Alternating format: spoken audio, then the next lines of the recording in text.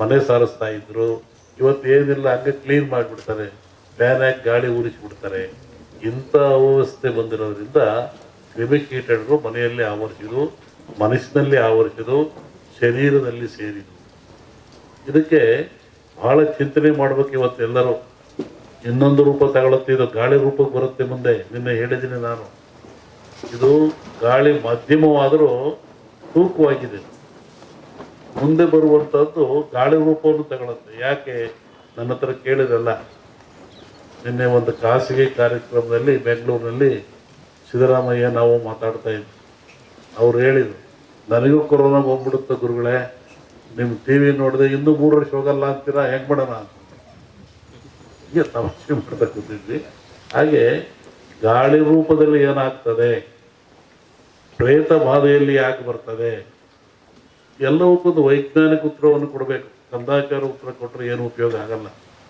ಈ ನಮ್ಮಲ್ಲಿ ಸತ್ತವ್ರಿಗೆ ಏನು ಮಾಡ್ತೀರಿ, ಸಮಾಧಿ ಅಂತೀರ. ಯಾಕೆ ಸಮಾಧಿ? ಅದಕ್ಕೊಂದು ಧಾರ್ಮಿಕ ಆಚರಣೆ ಎಂದರು. ಇದ್ರ ಉದ್ದೇಶ ಏನು?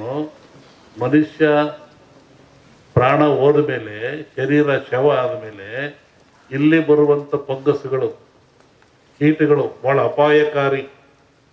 ಪ್ರಾಣಿಗಳ ದೇಹದಿಂದ ಬರುವಂಥ ಕೀಟಗಳಿಂದ ಮನುಷ್ಯನ ಸಿಲುಬರುವಂಥ ಕ್ರಿಮಿಗಳು ಭಾಳ ಅಪಾಯಕಾರಿ. ಅದಕ್ಕೆ ನಮ್ಮವ್ರು ಹಿಂದೆ ಏನಂದ್ರು, ಮುಚ್ಚಪ್ಪ ಸಮಾಧಿ ಮಾಡು ಅಂದರು.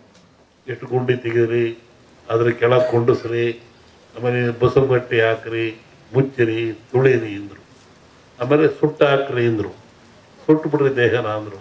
ಇದು ಧಾರ್ಮಿಕ ಪರಂಪರೆ ಆದರೂ ಒಂದು ಆರೋಗ್ಯದ ಒಂದು ಮೌಲ್ಯವಾಗಿರ್ತಕ್ಕಂಥದ್ದು. ಇವತ್ತು ಮೊನ್ನೆ ಏನು ಮಾಡಿದರು, ಲಕ್ಷಾಂತರ ಜನ ಸಾವು ತಂದರು.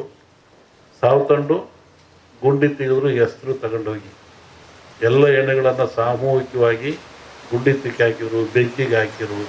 ಆದರೆ ಅವ್ಯಾವೂ ತನ್ನ ಶರೀರದ ಬ್ಯಾಕ್ಟೀರಿಯಾ ಕಳ್ಕೊಳ್ಳಿಲ್ಲ. ಅವೆಲ್ಲ ಏನಾಗ್ತವೆ, ಭೂಮಿಯ ಗಾಳಿಯ ಸಂಪರ್ಕದಿಂದ ಮೇಲೆ ಬರ್ತದೆ.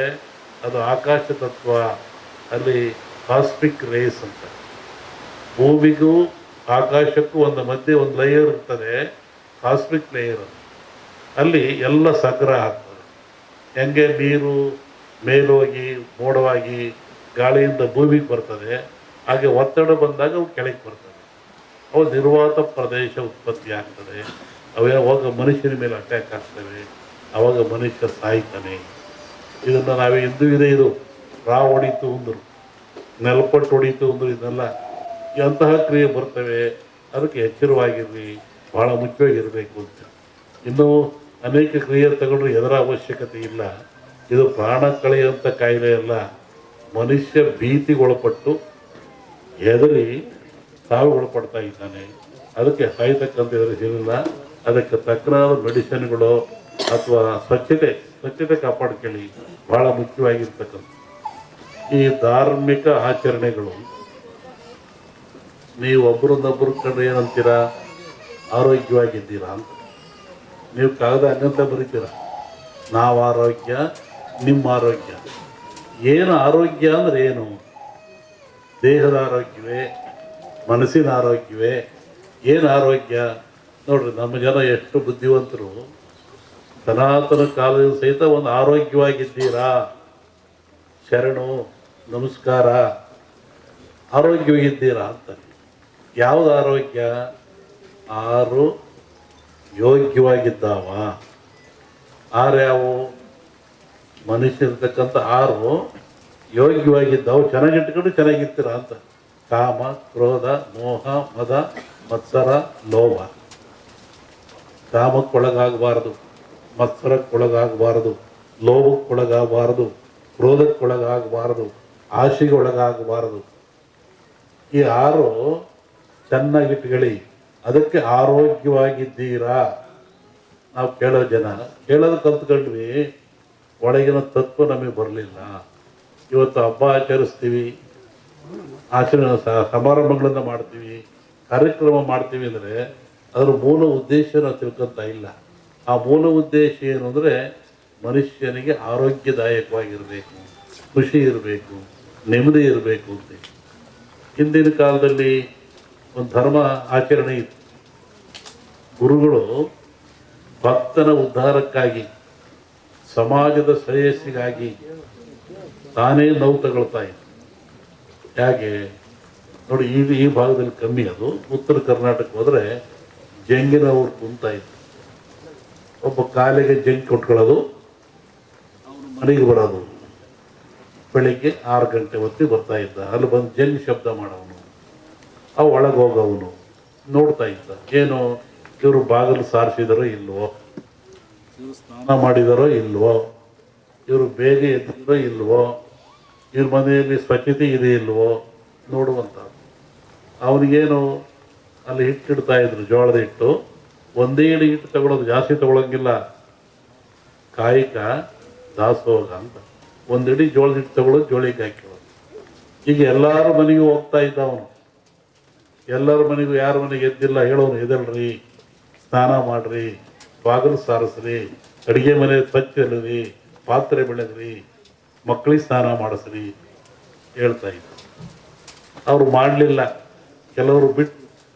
ಅದಕ್ಕೆ ಏನು ಮಾಡ್ತಾ ಇದ್ರು, ಅಲ್ಲೊಬ್ಬ ಮಠಸ್ಥರು, ಸ್ವಾಮಿಗಳು, ಮಠ ಅಂತಿರ್ತಾ ಇದ್ರು. ಅವ್ರಿಗೆ ಹೇಳ್ತಾ ಇದ್ರು, ನೋಡಿ ಇಂಥವ್ರ ಮನೆಗೆ ಹೋಗಿದ್ದೆ, ಅವ್ರು ಎದ್ದಿಲ್ಲ, ಸಾರಿಸಿಲ್ಲ, ಸ್ನಾನ ಮಾಡಿಲ್ಲ. ಅವಾಗ ಅವರೇನು ಮಾಡಿರೋರು, ಶಸ್ತ್ರಪವಾಡ ಅಂತ ಕಳ್ಸರು, ಮುಳ್ಳಾವಿಗೆ. ಇವತ್ತು ಅವೆಲ್ಲ ಒಂದು ವಸ್ತುವಾಗಿಬಿಟ್ಟಿದ್ದಾವೆ. ಒಬ್ಬ ಬರೋನು, ಗಂಟೆ ಅಲ್ಲಾಡಿಸೋನು, ಮನೆ ಮುಂದೆ ಮುಳ್ಳಾವಿಗೆ ಮೇಲೆ ನಿಂತ್ಕೊಳ್ಳೋನು. ಮುಳ್ಳಾವಿಗೆ ಮೇಲೆ ನಿಂತ್ಕೊಂಡ್ರೆ ನೋವು ಯಾರಿಗೆ? ನಿಂತವನಿಗೆ. ಗಂಟೆ ಅಲ್ಲಾಡಿಸ್ ಜನವೆಲ್ಲ ನೋಡ್ತಾ ಇದ್ರು. ಯಾಕೆ ನಿಂತ್ಕೊಂಡಿದ್ದೀರಿ ಸ್ವಾಮಿ, ಏನು ಕೆಲಸ? ನೋಡಿ, ಇವ್ರು ಬೆಳಿಗ್ಗೆ ಬೇಗ ಹೇಳ್ತಾ ಇಲ್ವಂತೆ, ಇವರು ಸ್ನಾನ ಮಾಡಲ್ವಂತೆ, ಇವ್ರ ಮಕ್ಳಿಗೆ ಸ್ನಾನ ಮಾಡಿಸಲ್ವಂತೆ, ಎದ್ದುಗಳು ಹಂಗೆ ಕಾಫಿ ಕುಡಿತಾರಂತೆ, ಯಾವುದೋ ಆಚರಣೆ ಇಲ್ವಂತೆ.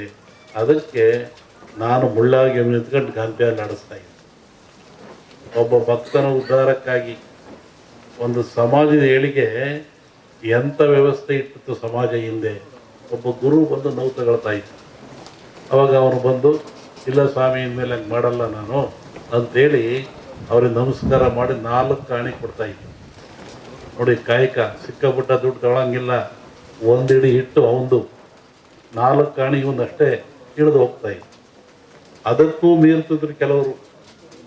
ಆವಾಗ ಅವ್ರಿಗೆ ಶಸ್ತ್ರಪವಾಡ ಮತ್ತೊಬ್ಬರನು ಅವನ ಮನೆ ಮುಂದೆ ಬಂದು ಮುಳ್ಳಾವಿಗೆ ಮೆಟ್ಕೊಂಡು ಈ ಬಾಯಿಗೆ ಉದ್ದಕ್ಕೆ ಈ ಬಾಣದಂಗೆ ಇರುತ್ತಲ್ಲ ಶೂಲ, ಅದು ಚುಚ್ಕೊಂಡ್ಬಿಡ್ತಿದ್ದ. ರಕ್ತ ಬೀಳ್ತಾ ಇತ್ತು. ಮತ್ತೆ ಗಂಟೆ ಅಲ್ಲಾಡಿಸೋನು. ಎಲ್ಲ ಜನ ಸೇರೋರು, ಯಾಕೆ ಇವನು 5ನರಿಗೂ ಬೆಲೆ ಕೊಡಲ್ವಂತೆ, ಆ ಪೂಜೆನೂ ಮಾಡಿಲ್ವಂತೆ, ನೋಡಪ್ಪ ಇವನು ಅಂತ. ಹಂಗೆ ನೀನ್ಯಾಕೆ ನೋವು ತಗೊಳ್ತೀಯ? ಅವರ ಉದ್ಧಾರಕ್ಕಾಗಿ. ಇವು ಮಠಗಳು, ಮಾನ್ಯಗಳು, ಹಿರಿಯರು ಒಂದು ಸಮಾಜವನ್ನು ಸಿದ್ಧುವಂತ ಸಂಕೇತ.